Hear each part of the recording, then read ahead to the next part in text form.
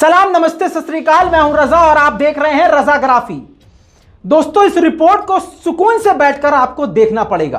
अगर आप इंसानियत से मोहब्बत करते हैं और आप सच्चे मुसलमान हैं और आप चाहते हैं कि जुल्म के खिलाफ आप ना बोल करके भी बहुत कुछ बोल सकें, तो इस रिपोर्ट को शेयर कीजिएगा, क्योंकि आपका शेयर करना ही आपकी आवाज होगी।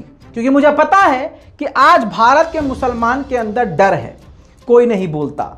एक रजा खड़ा हुआ है, ऐसे 10 रजा, केवल 10 रजा सामने आ जाएं तो शायद कुछ कौम का अच्छा हो सके। ठीक है, आप मेरा साथ नहीं दे सकते तो इस तरह से साथ दीजिएगा, रिपोर्ट को शेयर कीजिएगा। सिर्फ इसमें मुसलमानों के कत्लेआम की बात नहीं, पूरा बताऊंगा किस तरह से यह प्लान बनाया गया है और किस तरह से काम किया जा रहा है। दिल्ली की खबर आपको पता चल गई होगी कि यमुना बिहार के इलाके में सी ब्लॉक में पूरे परिवार को भगवाधारियों ने, हिंदू आतंकियों ने, कट्टरवादियों ने मारा है और ऐसा मारा है कि लहू लुहान कर दिया है। दोस्तों, ये तस्वीर आप देखिए। मैं थोड़ा सा इसको ब्लर कर रहा हूं क्योंकि देखने लायक नहीं है और YouTube इससे पहले हमारे वीडियो को रिस्ट्रिक्शन मोड पे डाल दे, इसीलिए मैंने इसको सेंसर कर दिया है। और मुझे पूरा यकीन है कि ये क्लिप आप ऑलरेडी सोशल मीडिया पर देख चुके होंगे और हमारे भाई फरहान यहिया हिंदुस्तान लाइव पर ये तस्वीरें आप पहले ही देख चुके होंगे। लेकिन बहुत कुछ इसमें मैं नया बताने वाला हूं और प्रूफ के साथ, क्योंकि रजा और रजाग्राफी कभी विदाउट प्रूफ बात ही नहीं करते, क्योंकि हम गोदी मीडिया नहीं है। इस तस्वीर में देखिए, बच्चे हैं, बूढ़े हैं, नौजवान हैं, घर की महिलाएं हैं, महिलाओं में बूढ़ी औरतें हैं और बच्चियां भी हैं और बच्चे शामिल हैं। पूरे परिवार को हिंदू आतंकवादियों ने, संघियों ने मारा। और 1 साल अभी दिल्ली के दंगे को हुआ है। दिल्ली के दंगों में मुसलमान को ही मारा गया, मुसलमान पर ही FIR करी गई, मुसलमान की आंख फूटी, मुसलमान पर ही FIR, मुसलमान की टांग टूटी, मुसलमान पर ही FIR, मुसलमान के सर में गोली लगी, मुसलमान पर ही FIR, मुसलमान की उंगली कट गई, मुसलमान पर ही FIR, मुसलमान का मुंह जल गया, लेकिन मुसलमान पर ही FIR। इतना ही नहीं, अब इन गरीबों का जो केस लड़ रहा था, जो गरीबों का मसीहा है, फ्री में केस लड़ रहा है, जिसका नाम आप जानते हैं महमूद पराचा है, और वो वकील बहुत सारे केसेस मजबूत इनके कर चुका है और उनके पास बहुत सारे वीडियो एविडेंस हैं, तो हमारे गृह मंत्री माननीय अमित शाह जी उन पर रेड डलवा देते हैं। क्रोनोलॉजी समझिए। अभी आपको सारी इस रिपोर्ट में कहानी समझाऊंगा। दुनिया भर में जो ये वीडियो देख रहा है, आपसे गुजारिश है हर सोशल मीडिया पे इसको डाउनलोड करके शेयर कर दीजिएगा। आपके व्यूज नहीं चाहिए, ये काम मैं व्यूज के लिए नहीं कर रहा हूं, बिल्कुल नहीं। मैं सिर्फ ये काम इसलिए कर रहा हूं कि मुझे अल्लाह ने यहां तक पहुंचाया है और आपकी दुआओं ने और आपके साथ ने मुझे यहां तक पहुंचाया है। और आज अगर मैं हक ना बोलूं तो मैं अपने काम के साथ गद्दारी करूंगा, और मेरे खून में गद्दारी नहीं है, क्योंकि मैं भाजपाई नहीं हूं, अंधभक्त नहीं हूं। तस्वीरों में आप देख सकते हैं, शायद ये तस्वीर आप ना देख पाए, सोशल मीडिया पे बड़ी मुश्किल से आपने तस्वीर देखी होगी। दोस्तों, फरहान यहिया भाई से मेरी खुद बात हुई, उनकी रिपोर्ट्स अगर आपने देखी होंगी, जिसमें उन्होंने बताया है कि FIR तो हुई है, लेकिन क्रॉस FIR हुई है। मतलब जो पिटे हैं बुरी तरह से, पूरा घर पिटा है, पूरे मुस्लिम परिवार को मारा गया है, उन पर भी उल्टा FIR की गई है। यानी लड़ाई झगड़ा, दंगा नहीं, लड़ाई झगड़ा। अच्छा, 100 के सीधी बताऊंगा, वरना आप फरहान यहिया भाई के चैनल पर जाकर वो वीडियो पूरा देख सकते हैं।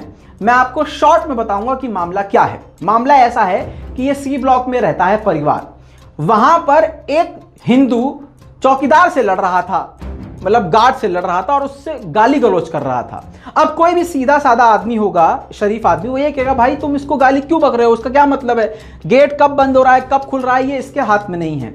वो उसको छोड़ के मुसलमान पे चढ़ गया कि ये मुसलमान है, अच्छा तेरी इतनी औकात है, उसने सीधा मुसलमानों को गालियां बकना शुरू कर दिया। उसके बाद वो कहता है रुक, मैं अभी तेरे को 10 मिनट में बताता हूं। वो बंदा मुसलमान जो है, वो परिवार वाला आदमी है, वो वापस अपने घर के अंदर चला गया। जब वो घर के अंदर चला गया तो 15 मिनट बाद दरवाजा बजा, बेल बजी। ये बंदा घर से बाहर निकला, देखा 30-35 हिंदू आतंकवादी वहां पहुंचते हैं, जाहिर सी बात है ये कौन से आतंकवादी हैं आप समझ सकते हैं, जिन्होंने पिछले साल खूब दंगा और हुड़दंग मचाया था। इन्होंने मारना शुरू कर दिया उस व्यक्ति को। बंदूक थी इनके पास और बंदूक के हत्थे से दांत तोड़ दिए। बंदूक के हत्थे से सर में मारा, कई टाके आए, माथे पे मारा, पीठ पर मारा, जहां जहां वो मार सकते थे मारा। हथियारों से लैस जिनके पास बंदूक है, समझिए कि ये कौन से लोग हैं। ये वही लोग हैं जो दिल्ली दंगे में शामिल थे और आज खुलेआम उसी इलाके में दादागिरी कर रहे हैं, जिससे साबित होता है कि पुलिस जानबूझकर इनको छोड़ रही है, बख्श रही है और सरकार का हाथ इनके ऊपर है। क्योंकि मुसलमानों को मारेंगे, परेशान करेंगे, तभी तो भारत हिंदू राष्ट्र बनेगा। क्रोनोलॉजी समझिए दोस्तों। इसके बाद क्या हुआ, जब घर के व्यक्ति को पिटता हुआ देख के घर की महिलाएं बाहर आई, ये सोच के कि महिलाओं के साथ तो ऐसा नहीं होगा, तो महिलाओं को भी मारा गया। और इस कदर मारा कि किसी की नाक टूट गई, किसी के दांत टूट गए, किसी मासूम लड़की की कमर पर चोट है, किसी की नाक पर चोट है, माथे पर, आंख पर, कान पर चोट ही चोट है दोस्तों। अब आप समझ लीजिए हुआ क्या। अब जब इनको एहसास हुआ कि हमने ज्यादा मार दिया है, तो ये, और उनको पता था कि FIR होगी, कॉल हो चुकी थी 100 नंबर पर, ये वहां से निकलते हैं और अपने आप को भी घायल कर लेते हैं। दीवार में मार लिया, रगड़ ली कोनी दीवार में, खरोच आ गई और मासूम बन जाते हैं पुलिस के आने पर कि देखो जी हम तो लड़ाई हुई है, हाथापाई हुई थी, इन्होंने ये किया, मतलब समझ रहे हैं। और आपको ये दिमाग पे और घुटने पर जोर नहीं डालना है कि पुलिस किसका साथ देगी। समझ में नहीं आया? दिल्ली के दंगों में नीट एंड क्लीन है, सब क्लीन हो गया। दिल्ली पुलिस की छवि पर बिल्कुल क्लियर सवाल खड़े हो चुके हैं और पिछले साल ही कई संस्थाओं ने सवाल खड़े करे थे। एमनेस्टी इंटरनेशनल जो इस वक्त भारत छोड़कर जा चुकी है इस वजह से, क्योंकि उसने दिल्ली के दंगों के सारे राज खोल दिए थे और पुलिस के भी सारे राज खोल दिए थे, तो माननीय अमित शाह ने उनके ही सारे बैंक अकाउंट को सीज करवाना शुरू कर दिया, जिसके बाद से एमनेस्टी इंटरनेशनल ह्यूमन राइट्स संस्था को भारत छोड़ के जाना पड़ा। क्रोनोलॉजी समझिए दोस्तों। ये जो सब कुछ हो रहा है ये पूरी प्लानिंग से हो रहा है। पिछले साल ही मैंने बोल दिया था कि दोबारा से दंगे होंगे, फिर 4 महीने पहले मैंने बोला था दोबारा दंगे होंगे। दोस्तों एक एक करके मारा जा रहा था, अब झुंड में मारा जा रहा है, एक साथ मार दिया जा रहा है। अभी पिछले ही हफ्ते, एक ही हफ्ते के अंदर 3 मुसलमानों की मॉब लिंचिंग उत्तर प्रदेश में की गई और पूरी प्लानिंग से की गई। और ये जय श्री राम का नारा लगाते हुए आतंकवादी, हिंदू आतंकवादी ये काम करते हैं। जय श्री राम बोलने की वजह से सरकार डर जाती है, नहीं भैया इनको गिरफ्तार नहीं करेंगे, ये तो हमारा वोट बैंक है, और वो इसी का फायदा उठाकर जय श्री राम बोल के किसी को भी मार दे रहे हैं। दोस्तों अब मैंने जो आपसे वादा किया था कि मैं आपको कुछ अलग बताऊंगा, ये कैसे हो रहा है। इन्हीं के धर्म में यह सिखाया जा रहा है कि घर के अंदर हथियार रखो। जी हां, हथियार रखने को कहा जा रहा है, तलवार रखने को कहा जा रहा है। और पूरे, अब मैं एक वीडियो आपको क्लिप दिखाता हूं जिसमें पंडित के जुमलों पर ध्यान दीजिएगा। पंडित जो है किस तरह से हिंदू समाज के लोगों को हथियार, घर के अंदर जितने भी सदस्य हैं उन सभी के पास उतने ही हथियार होने चाहिए, ये उनको समझा रहा है और हथियारों की सप्लाई करने का काम खुलेआम कर रहा है। और वीडियो में ही उसने हथियार कैसे सप्लाई होने हैं, कैसे उन तक पहुंचाना है, उसका व्हाट्सएप नंबर भी, कांटेक्ट डिटेल भी शेयर किया है। और दोस्तों उसके जुमले पे ध्यान दीजिएगा कि वो डायरेक्ट मुसलमानों को ना बोलकर इनडायरेक्ट वे में मुसलमानों को ही बोल रहा है।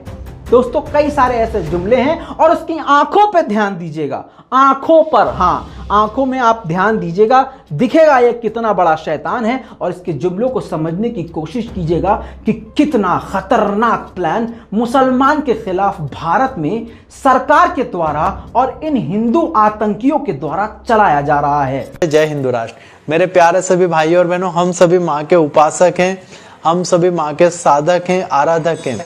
इसी के हेतु हमारा यह कर्तव्य बनता है कि हम सभी माँ की प्रिय सामग्री माँ को अर्पित करें और प्रसाद स्वरूप फिर उसे प्राप्त करें। तो आप कहेंगे स्वामी जी ऐसी सबसे प्रिय सामग्री क्या है जो माँ को बहुत प्रिय है? तो आप सभी बार बार मन के अंदर ये प्रश्न करेंगे, तो मैं आपके बीच वो सामग्री दिखाता हूँ। माँ को सबसे प्रिय सामग्री है ये। माँ को आराधना में सबसे, आप जब उनकी पूजा करेंगे, बहुत सबसे प्यारी है। इसके ऊपर नींबू लगाकर आप पूजा में स्थली में रख सकते हैं। इसको रखने से आपके घर के अंदर भूत पिशाच निकट नहीं आवे, महावीर जब नाम सुनावे। वैसा वाला होने वाला है, भूत पिशाच निकट नहीं आएंगे। ये भी एक प्रकार से माँ का स्वरूप है, भवानी है यह। जय भवानी जय शिवाजी। तो यह जो माँ की प्रिय सामग्री है, यह आप सभी के घरों में होनी चाहिए, ऐसा मेरा आप सभी से विनम्र निवेदन है। अब आप समझ रहे होंगे, लीगल तरीके से मैं आपको समझा रहा हूँ, संवैधानिक भाषा में समझा रहा हूँ। आप सभी के घरों के अंदर माँ की सबसे प्रिय सामग्री होना चाहिए। तो आप कहेंगे स्वामी जी हमको तो मिलता भी नहीं है प्रिय सामग्री, कहाँ से प्राप्त करें, कहाँ से प्राप्त करें? हाँ, तो इसके लिए हमारी संस्था ने एक कॉलिंग नंबर, व्हाट्सएप नंबर शुरू किए। आप वहां पर कॉल कीजिए, आपके घरों तक अच्छी क्वालिटी की, जो माँ को प्रिय है, जो माँ समाज की रक्षा के लिए इस प्रकार की, जो क्योंकि इससे भूत पिशाच भागते, पता है आपको, भवानी का नाम सुनते ही भूत पिशाच भाग जाते हैं।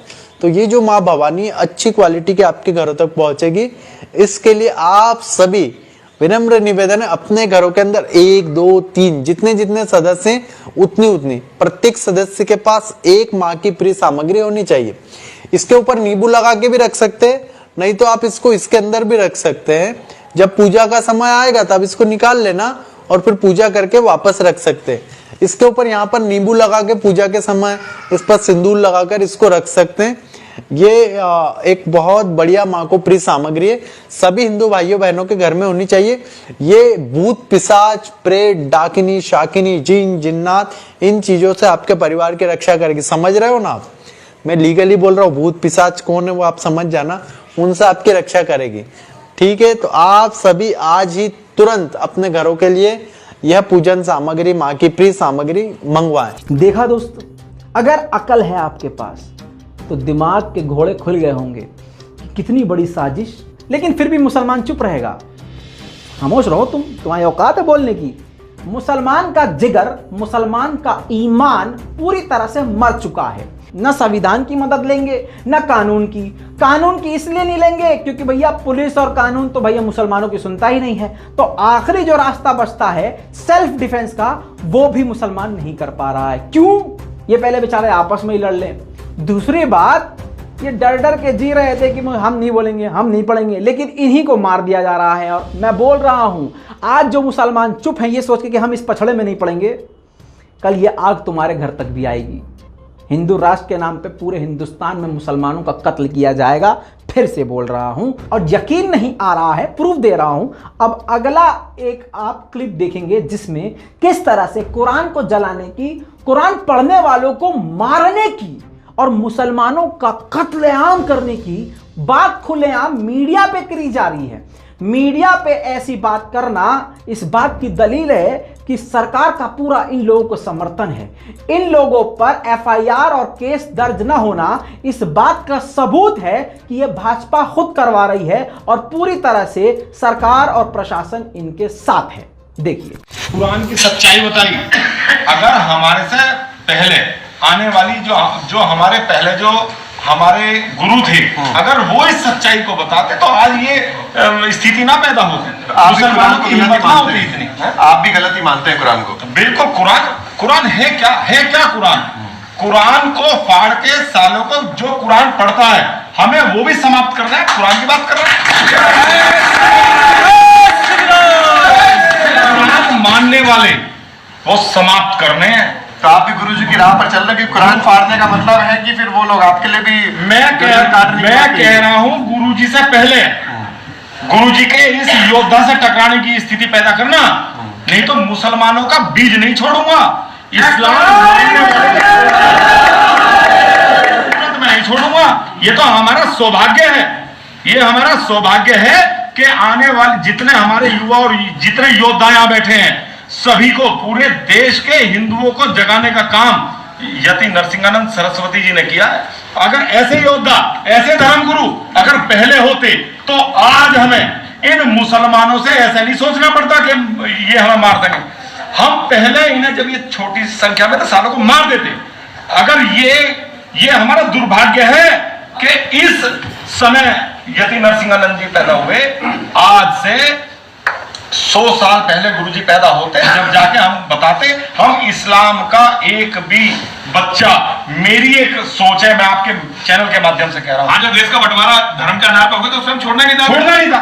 आप ये बताइए, गलती हुई है, पिंकी बिल्कुल सही कह रहा है। जब देश का बंटवारा हिंदू मुसलमान के आधार पर हो गया था तो हमें एक भी जो है मुसलमान इस देश में छोड़ना नहीं था। सोच के देखिए दोस्तों, कितना बेगैरत हो गया है मुसलमान। अब मुझे एक बात बताओ, अब पूरे भारत के जो ये बहुत गैरतमंद मुसलमान बनते हैं, बड़े बड़े नेता, एक भी एफआईआर तुम्हारी औकात हुई कि इन लोगों पर करें? पिछले 1 साल से अब तक तुमने दिल्ली दंगों में जो पीड़ित लोग हैं उनके पास चलो राशन पानी पहुंचा दिया, लेकिन उनकी सुरक्षा के लिए कोई कदम उठाए, कोई संस्था बनाई, कोई ऑर्गेनाइजेशन बनाया? नहीं। मस्जिद मस्जिद मस्जिद, अरे जितनी मस्जिदें तुमने बनाई हैं उतनी तुमने संस्था बनाई है, लेकिन क्या वो कमेटियां, वो संस्थाएं किसी लायक हैं? किसी लायक हैं? अरे जब मुसलमान सेफ नहीं तो तुम्हारी मस्जिदों में जाएगा कौन? जब मुसलमान बच नहीं रहा है तो तुम्हारी मस्जिदें कैसे बचेंगी? उत्तर प्रदेश में कई सारी मस्जिदों को ढा दिया गया है, कई सारे मदरसों पर लखनऊ से लेकर कहां कहां कब्जा किया जा रहा है, लेकिन मुसलमान कुछ नहीं कर पा रहा है, कुछ भी नहीं कर पा रहा है, कुछ भी नहीं। मुस्लिम बड़े बड़े नेता ऐसे हादसों को नोट कर रहे हैं और अगले आने वाले भाषण में इन सभी हादसों का सिर्फ जिक्र करेंगे, डायलॉग बाजी करेंगे, और आप और हम क्या करेंगे, उनके डायलॉग को कट करके उसको रील्स में बना करके पीछे बैकग्राउंड म्यूजिक डाल के उसको शेयर करेंगे और अपने आप को हीरो समझेंगे। लानत है यार तुम पर। दोस्तों, अब मैं आपको एक और खूबसूरत तस्वीर हिंदुत्व की दिखाने जा रहा हूं। ये जो राम वाले हैं और ये जो राम का नाम लेके गंद मचाने वाले हैं, इन्होंने हिंदुत्व की किस तरह से तस्वीर पलट दी है, किस तरह से हिंदुत्व को बदनाम करके, श्री राम को बदनाम करके अपने पूरे हिंदुत्व की तस्वीर को गंदा कर दिया है। मतलब आज हिंदुत्व का मतलब इन्होंने ये बना लिया है कि हिंदुत्व का मतलब है मुसलमानों का कत्लेआम। अगर आप हिंदू हैं तो आपको मुसलमान से नफरत करनी पड़ेगी, मुसलमान महिला का बलात्कार करना पड़ेगा और मुसलमान महिला की कोख चीर के उसका बच्चा पेट से बाहर निकाल के उसकी गर्दन काट के फेंकनी पड़ेगी, तब तुम हिंदू कहलाओगे, वरना हिंदू नहीं कहलाओगे। हिंदुत्व देखो। मेरा नाम ठाकुर शेखर चौहान, उत्तर प्रदेश प्रदेश अध्यक्ष करणी सेना। हमारे आदरणीय राष्ट्रीय अध्यक्ष सूरजपाल अम्मू जी ने हमें यहाँ भेजा है अपने आदेश निर्देश के अनुसार। हम नियमों में आए हैं और नियमों में अभी जा रहे हैं। अगर हमारे राष्ट्रीय अध्यक्ष जी का आदेश हो तो गोली चलाना और प्रहार की तो बहुत बड़ी बात है। अगर किसी को खरोंच भी हिंदू धर्म के लोगों को आ गई, हमारे गुरुजी को आ गई, तो इनके घर से हम औरतों के पेट में जो बच्चा है कोख में से निकाल के मारेंगे। औरतों के पेट में जो बच्चा है कोख में से निकाल के मारेंगे। औरतों के पेट में जो बच्चा है कोख में से निकाल के मारेंगे। दोस्तों, ये पूरे प्लान के साथ हो रहा है। ऐसे लोगों पर कोई कार्रवाई नहीं है। इनकी सोशल मीडिया पर प्रूफ, वीडियो सब कुछ मौजूद है, बयान मौजूद है, लेकिन मजाल है ऐसे लोगों को सरकार सुरक्षा दे रही है, ऐसे लोगों को Z+ सिक्योरिटी, Y+ सिक्योरिटी दे रही है। मतलब मुसलमानों के खिलाफ, एक कम्युनिटी के खिलाफ गंदी बातें बोल दो, उनको एकदम जलील करो, उनके ईमान, उनके इस्लाम, उनके धर्म के बारे में मतलब कुछ मत छोड़ो, सब कुछ बोल डालो। उसके बावजूद उल्टा उन्हें ही पुलिस प्रोटेक्शन दे रही है, सरकार प्रोटेक्शन दे रही है। तो दोस्तों, आपके दिमाग में गोबर तो है नहीं, समझना चाहिए आपको कि आपके साथ क्या होने वाला है। अबे बोलना शुरू करो, इससे पहले गर्दनें काट दी जाएं तुम्हारी और सिर्फ छटपटा के रह जाओगे, कुछ कर नहीं पाओगे। तुम्हें क्या लगता है जो ये कर रहे हैं तुम्हारे साथ, तुम इनके साथ नहीं कर सकते? कर सकते हो, संविधान के अंडर रहते हुए कर सकते हो।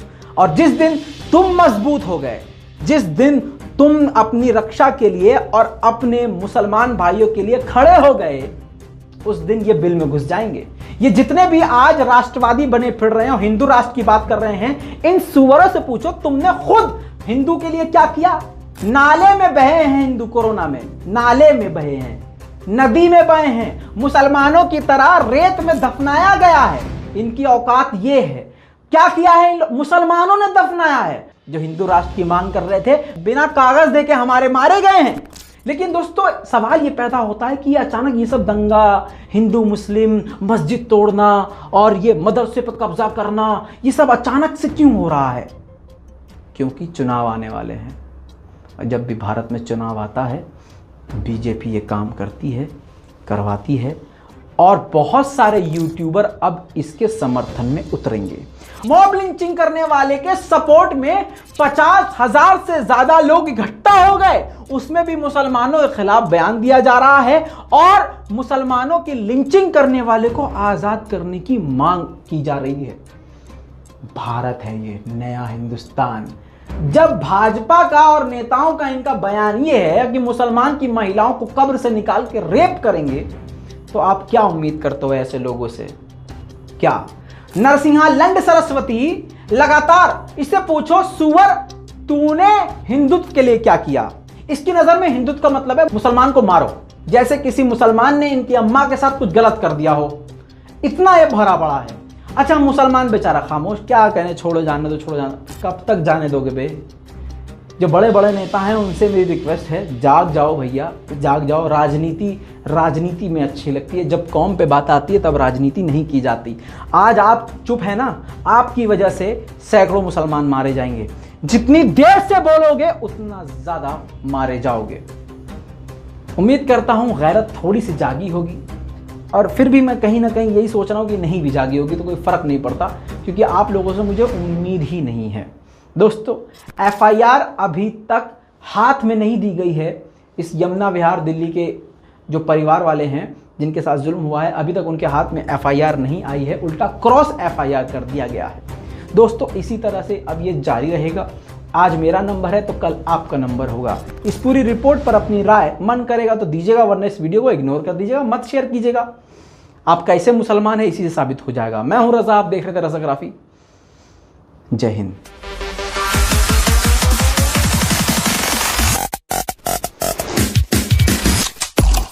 तेरा बाप आया।